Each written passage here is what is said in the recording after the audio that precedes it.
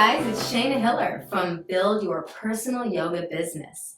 And today I'm going to give you guys some expert tips on how to create and sell out yoga retreats. Yoga retreats are all the hype these days, if you haven't noticed. And if you haven't noticed, you may want to just Google yoga retreat and a lot is going to pop up. And with this influx of different yoga teachers hosting yoga retreats, it's important to know some of the most effective ways that you can sell out your yoga retreat and differentiate yourself from the crowd in a very authentic and effective way. So I've been hosting yoga retreats for the past 7 years, 8 years almost, and I will say one thing is when I started, I did not make money. I would invest money and sometimes lose money, and I'd like to prevent that from being your reality. So listen carefully as I give you some of the most important tips. So when it comes to hosting a yoga retreat, one thing, especially these days, because things are changing over time with the way that yoga retreats are marketed and conducted, is it's really important to have a theme. A theme. If your yoga retreat just says, Yoga retreat, May 5th to May 12th in Costa Rica. Come, do yoga. Yes, of course there's something unique about it because it's you. But how are you going to communicate that with people who don't know you? What's different about this retreat? It can be simple. For me, sometimes I'm a big fan of healthy eating. So I'll do something about yoga and conscious eating or yoga and nutrition. I'm a big fan of yoga and. Some people do yoga and surf. You can do yoga and massage, yoga and meditation, but try to find a theme. And what helps even more is to kind of get more and more specific. So you can even do yoga and meditation for women who are going through divorce, right? So you can get that specific. It doesn't mean that this is the only market that you're ever going to cater to, but based on where your retreat is, what your expertise and your desires are, I strongly suggest finding as niche of a market as possible to market your retreat to, because it's more likely that when you know who your retreat participant is in advance, you're going to start attracting that person into your retreat. But if it's too general, and take it from me, mine were always too general, and like, why isn't anyone coming? Everybody would love this.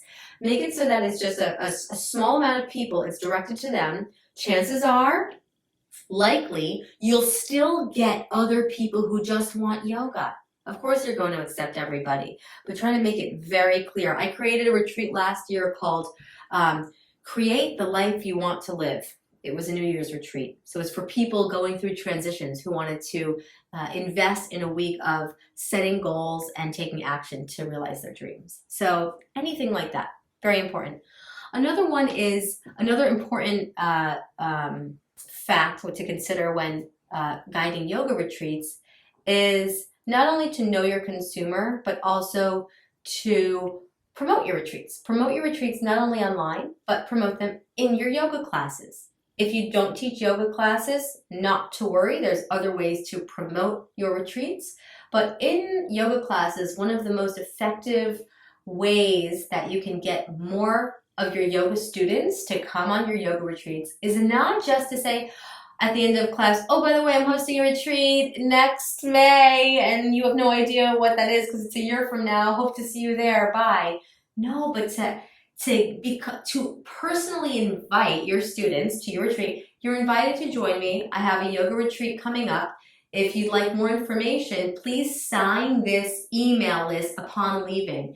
And don't leave your email sign-up list by you, because a lot of students are intimidated by yoga teachers. I know, we're so intimidating. It's weird.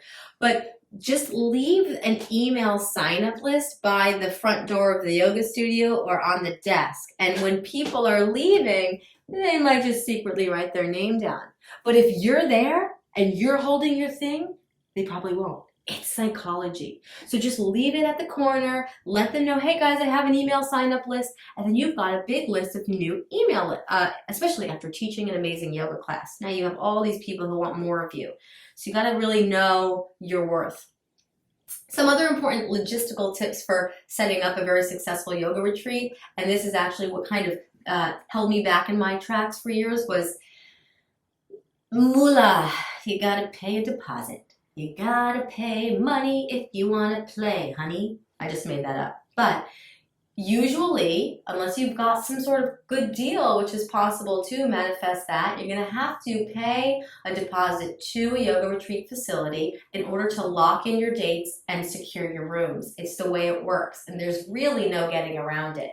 And all I can say on that is two things. One is I pay, usually these days I pay using money that I've accumulated from past retreats, so it's kind of like I'm using the same money.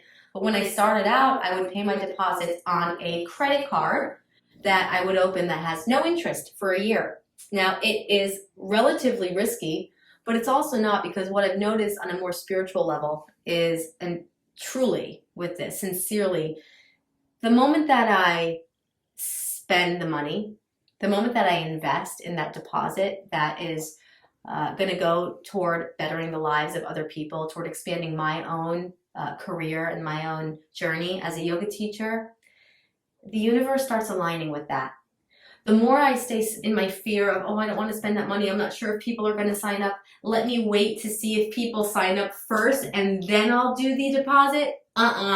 So many people have asked me, how? Oh, should I just wait until 3 people sign up and give me money and then pay? No, it's not authentic. Pay the deposit. You're going to put energy in that direction, and the moment that you pay the deposit, you'll be more inspired to start marketing and talking about your retreat. You'll be more excited to start creating and crafting a very unique experience, and people are going to start signing up. So there's more on this topic, but those are probably some of the most important tips and facts when it comes to creating an event for people. And just remember why you are doing this in the first place. People need your energy, people need to learn from you, to have an experience, and you deserve it. All right, thank you guys for watching. I'm Shayna Hiller. If you haven't already, subscribe to this channel so you can receive the most cutting edge, useful tips for how to build your personal yoga business. Namaste.